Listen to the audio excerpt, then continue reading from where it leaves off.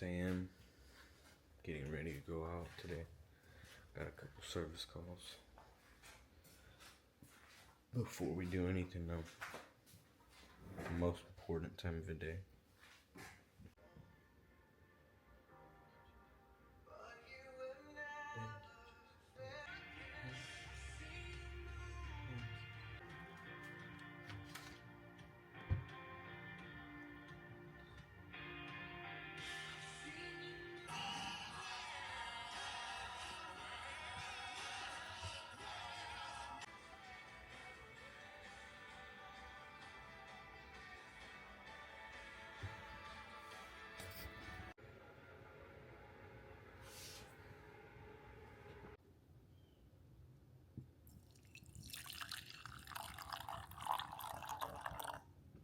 Good morning, everybody.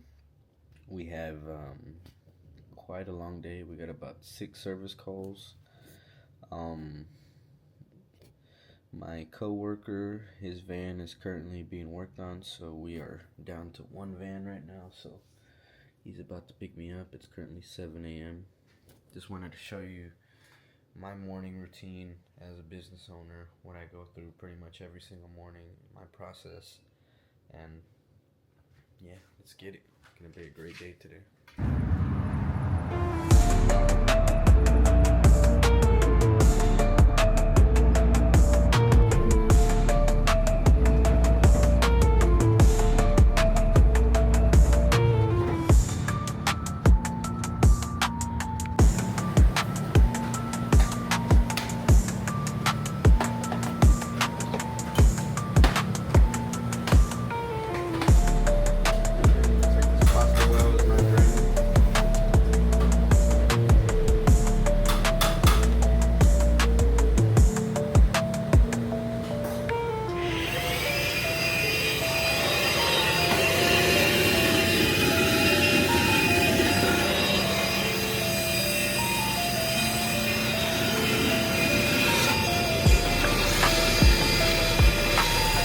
First call of the day. It was super easy. Just pasta well not draining properly. So used our Hvac. We told them that we do recommend a scale cleaning because it got a lot of scale buildup in there.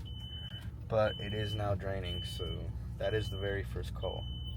We do have a chicken cooler at a restaurant right that we're on our way to right now, that we put in a quote to replace some hinges and gaskets. So those just came in, so we're gonna get those done real quick. And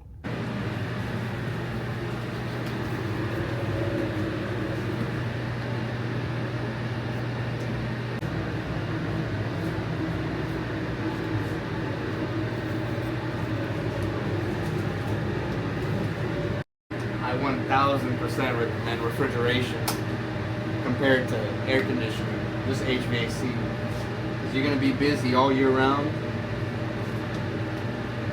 And to me, I don't have to be outside. Like, we're in some air conditioning right now working on a cooler, and you can't beat that, honestly.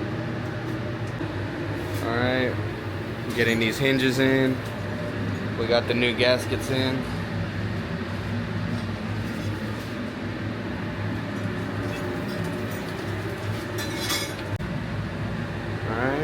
Brand new hinges.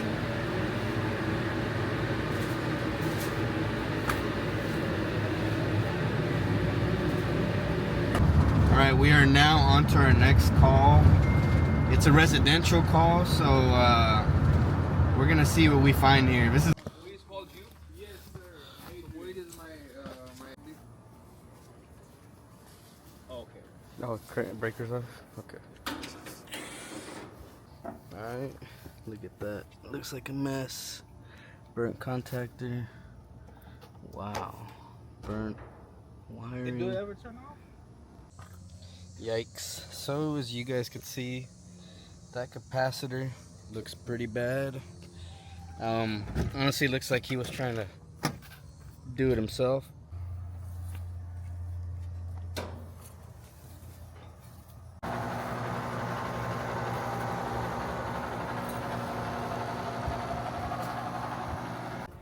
Just got the unit running. We checked the pressures. This is one of those calls where As you guys know, you got to get in and get out. I think we've been here about 15-20 minutes. We replaced the contactor and capacitor. This is Adrian here. He's gonna introduce himself real quick. What's going on? It's Adrian here with Elite Service Pros. Ain't too much to look at. Ain't got too much going on. Just keeping it going strong, you know. Yes, sir. Real quick, there's a lot of new technicians out there, you know, getting their first job in the trade. What's some advice that you would give them? Stay humble, you know. Hold your own weight. Learn the basics. Always go back to the basics. Jump on YouTube right now. You know, jump on YouTube as fast as you can, and HVACR videos. That's a good place to start. Yep. AC service tech. That's another one. That older guy, you know, he's pretty cool. So the engineering mindset, that one's good. Yeah, so jump on YouTube, just figure it out, you know. If you want to go to school, take that route, take a few classes. But like I said, just stay humble, hold your own weight, stay in your lane, and don't be afraid to say what you can do, you know. Yeah. Before long, you'll be able to. Yep, I agree. I'm a big believer in that. Honestly, when I got out of school, like, I don't know, I just felt like I didn't really learn a whole lot. Now, you know, later on, I realized, you know, you get the basics of what a condenser is, you know, what superheat is, what an evaporator does, how it cools, the refrigeration system. But I truly feel like you could get all of that information in the textbook, Modern Air Conditioning and Refrigeration, and watching the following YouTube videos Adrian just said. So, yeah, that's honestly my best advice. You could become a really good tech right here on YouTube alone. You don't necessarily need to go to school. Now, it does help, at least for your first couple, you know, entry-level jobs. They want to see that you have some kind of knowledge in the field, but it's not necessarily needed. And I'll tell you what is very false, and I think is popping up quite a bit. They're telling you at these schools that you're going to come out making $40, $50 an hour, and that's just a lie, right? Don't you agree? That's not realistic. Yeah, like you're gonna get paid on what you can invoice, what you can produce for the company.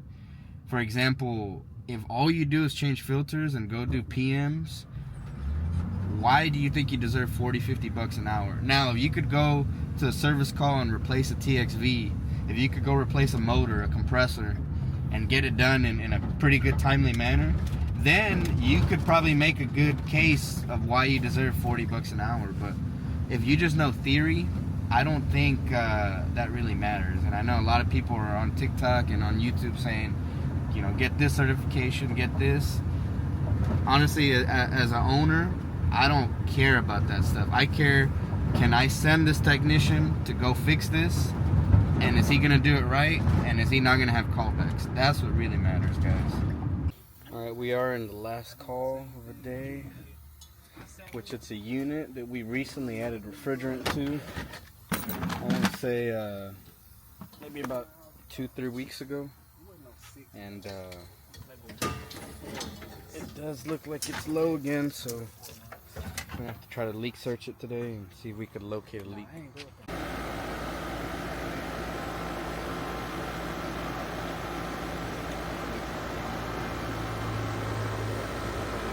So we're definitely low. So on 410A, you want to be around 120 to 140 PSI.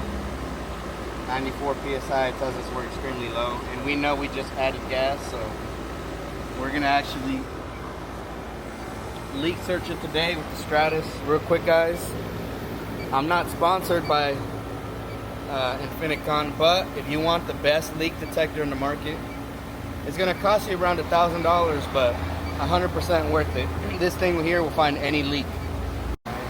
Checking. See if it's blowing out any refrigerant. Pick something up by now. Anywhere where you can see leaks, any welds, Nothing.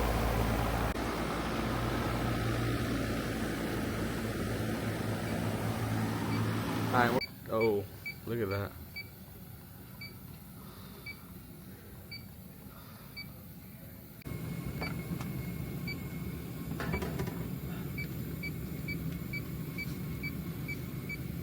Oh yeah, we got a leak. Leak in the evaporator coil. Okay.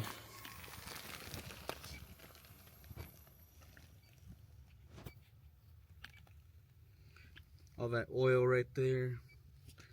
I think we got a leak somewhere around that TXV area.